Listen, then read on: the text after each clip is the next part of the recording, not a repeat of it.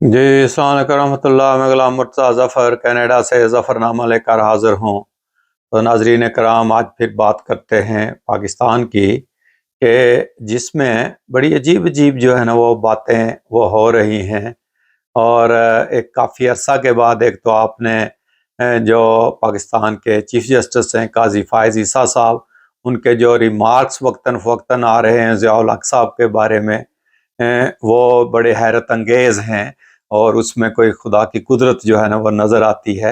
और एक दूसरा केस जो आपने अक्सर शायद सुना हो कि पीपल्स पार्टी और ज़रदारी साहब ये चाहते हैं कि भुट्टो साहब का केस दोबारा से सुप्रीम कोर्ट सुने और ये फैसला करे कि उस वक़्त जो भुट्टो साहब का फैसला हुआ था, उनकी फांसी का, वो गलत हुआ था और वो जुडिशियल कत्ल हुआ था एक किस्म का भुट्टो साहब का। तो इसकी कोशिश में लगे हुए हैं।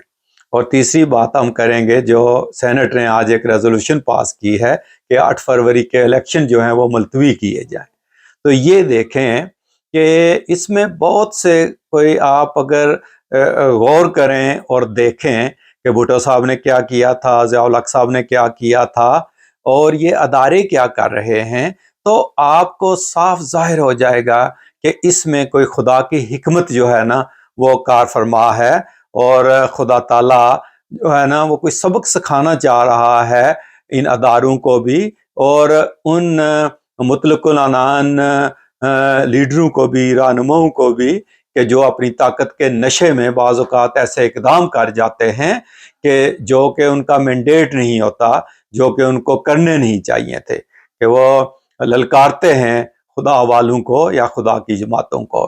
तो वो एक शेर है जिस तरह के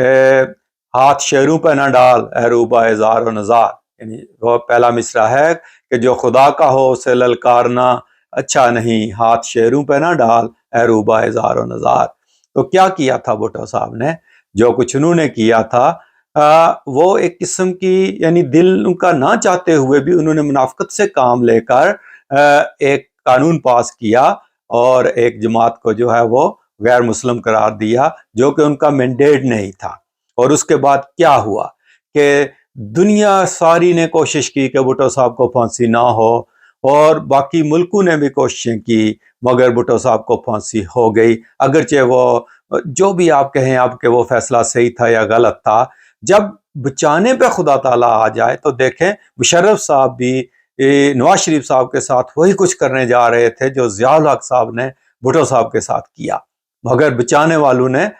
नवाज शरीफ साहब को बचा लिया और उन्होंने बचना था वो बच गए, लेकिन जिसने नहीं बचना था वो हर हरबा करने के बावजूद भी ना बच सका। और अगर आज ये सुप्रीम कोर्ट ये फैसला कर भी दे कि वो फैसला गलत हुआ था, तो ये और मोहर लगती है इस बात के ऊपर कि कुछ खुदाई हिकमत इसमें थी जिसकी नज़र भुट्टो साहब हो गए। और उसके बाद ज़िया-उल हक़ साहब ने जो कुछ किया 1984 में, तो देखें कि वो जो अमीरुल मोमिनीन थे, वो जो हर किस्म का जो है ना वो ताकत थी उनके पास, आज वही अदालत सुप्रीम कोर्ट के जो चीफ जस्टिस हैं काजी साहब, वो उनको क्या कह रहे हैं? वो तो कहते हैं कि ज़िया-उल हक़ का नाम भी इस अदालत में ना लिया जाए, बल्कि वो तो यहाँ तक कहने पे आ गए हैं कि उनका हर काम जो है ना उसको ख़त्म, उसको तारीख से मिटा देना चाहिए कि वो एक जो है ना वो आमर थे और उन्होंने इस्लाम का नाम इस्तेमाल किया। और कल अगर आपने वो टीवी पर देखी हो, जो अब रिपोर्टिंग जो है ना, जो कुछ अदालत में कार्रवाई होती है वो टीवी पर आ जाती है। तो उन्होंने कल एक लफ्ज़ इस्तेमाल किया कि एक तो ये उन्होंने कहा वकील को कि आप इस्लाम को बीच में ना लाएं, यानी वो जो ताहयात नाअहली वाली बात थी, यानी उसने उन्होंने कहा कि अगर आप इस्लाम को बीच में लाएंगे तो इस्लाम में तो फिर माफ़ी का आंसर भी मौजूद है, वो तौबा ताइब का आंसर भी जो है ना वो मौजूद है, तो आप ना ला। दूसरे उन्होंने ये कहा कि ज़िया-उल हक़ को, यानी एक किस्म का खुलकर उन्होंने कहा कि वो मुनाफिक आदमी थे और मुनाफिक जो है वो काफिर से भी बदतर होता है। यानी आप ये देखें कि वही अदालतें उस अमीरुल मोमिनीन को मुनाफिक कह रही हैं और वाकई वो मुनाफिकत करते थे और की थी, जिसकी नजर ये सारा आज जो कुछ हम भुगत रहे हैं ये उनकी वजह से भुगत रहे हैं। तो ये कोई खुदाई हिकमत है इसके पीछे कि आखिर वही अदालतें, वही अदारे उनको मुतलकुल अनान आमर, और वो कह रहे हैं कि आप, यानी काजी साहब तो बड़ा खुलकर ये बोल रहे हैं कि आप एक आमर के इलेक्शन, यानी उसके इलेक्शन को भी मज़ाक़ खेज करार दिया یعنی آج کے الیکشن کو بھی متنازع بنایا جا رہا ہے، اور جس طرح سینٹ میں 14 بندوں نے جا کر قرارداد پاس کر دی، 100 میں سے 14 حاضر تھے، تو انہوں نے قاضی صاحب نے کہا کہ وہ جو ضیاء الحق نے الیکشن کروائے تھے، وہ جس میں صادق اور امین اور وہ جو تھا کہ اگر آپ سمجھتے ہیں کہ اسلام سچا ہے اور اسلام کو نافذ ہونا چاہیے تو پھر میں صدر ہوں، اس قسم کے مذکر خیز چیزیں، تو اب وہی کچھ جو ہے نا وہ صاف یعنی کھل کر سامنے آ رہا ہے کہ کس نے کیا کیا تھا اور کس کا کیا انجام ہونا چاہیے۔ اب جو سینٹ نے ایک قرارداد پاس کی ہے آج کہ یہ جو 8 مئی کے جو الیکشن ہے یہ ملتوی ہونے چاہیے، یہ بدنیتی نہیں تو اور کیا ہے؟ آپ تو چاہتے نہیں کہ جمہوریت آئے، آپ تو چاہتے نہیں کہ یہ الیکشن ہوں۔ اب دیکھیں 100 بندوں کی سینٹ میں 14 یا 15 حاضر تھے اور وہاں قرارداد پاس ہو گئی، کسی نے کورم کا مسئلہ نہیں اٹھایا۔ اس کا مطلب ہے کہ نیتیں سب کی خراب ہیں اور وہ اداروں کو آپس میں ٹکرانا چاہتے ہیں۔ یعنی سپریم کورٹ نے یہ کہا ہے کہ یہ پتھر پر لکیر ہے کہ 8 فروری کو الیکشن ہونے ہیں،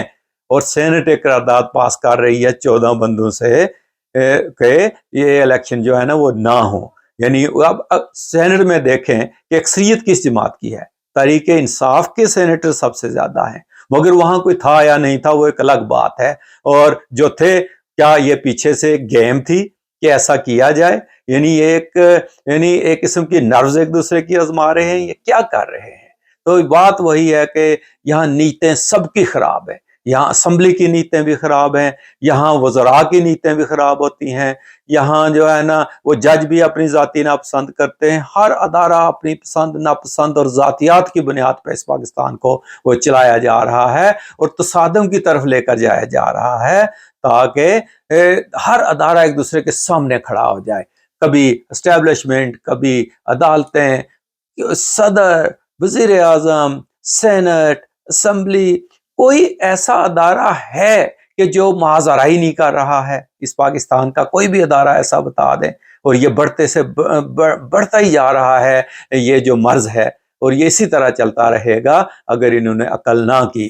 تو بہت ہی افسوس ہوتا ہے بعض اوقات ایسی باتوں کے اوپر جب ایسی چیزیں سامنے آتی ہیں کہ اب الیکشن ہونے جا رہے ہیں تو الیکشن کو ہونے دیں، اور یہ بھی غلط ہے کہ ایک پارٹی کو آپ عطاب کا نشانہ بنا رہے ہیں، ان سے ان کے انتخابی نشان چھین رہے ہیں، ان کے لوگوں کو ہراساں کر رہے ہیں، تو کہاں کی جمہوریت ہے؟ یہ کیا ہے؟ اس کا مطلب ہے کہ جس کی لاٹھی ہے اسی کی بھینس ہے، کوئی یہاں انصاف نہیں ہے، کوئی ان الیکشن سے فائدہ نہیں ہونے والا ہے، اور یہ ایک مزید ایک ایسے جو ہے نا وہ بھنور میں یہ ملک پھنستا جائے گا کہ اس سے نکلنا ممکن نہیں ہے جب تک یہ لوگ توبہ اور استغفار نہیں کریں گے اور نیک نیتی سے جو ہے ملک کی خدمت کرنے کے لیے سامنے نہیں آئیں گے۔ تو آج کے لیے اتنا ہی کافی ہے۔ اگر آپ کو ہمارے پروگرام پسند آتے ہیں تو ظفر نامہ کو ضرور سبسکرائب کیجیے۔